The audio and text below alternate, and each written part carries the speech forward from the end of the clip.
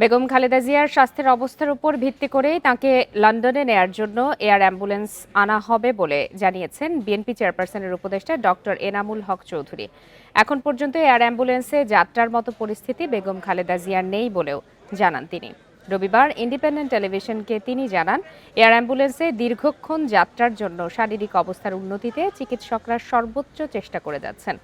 এ বিষয়ে মেডিকেল বোর্ডের সিদ্ধান্ত পেলেই বেগম জিয়াকে উন্নত চিকিৎসার জন্য যুক্তরাজ্যে নেওয়া হবে।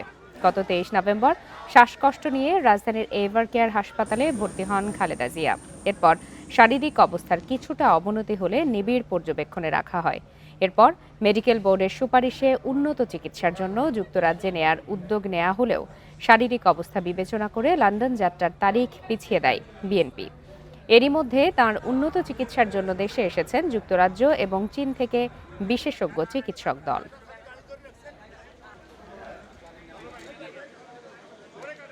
ওনার চিকিৎসা চলতেছে এবং ওনার ফিটনেস ফ্লাই করার জন্য ওইটার ব্যাপারে ওনারা খুব আমাদের মেডিকেল বোর্ড এইটাকে সামনে রেখে কাজ করে যাচ্ছেন। Medical board physical fitness for flying করার জন্য ম্যাডামের যে সক্ষমতা অর্জন করলে আমরা ফ্লাই করব ইনশাআল্লাহ। ওনার হেলথ ফিটনেস এর উপরে ভিত্তি করে এয়ার অ্যাম্বুলেন্সটা আসবে।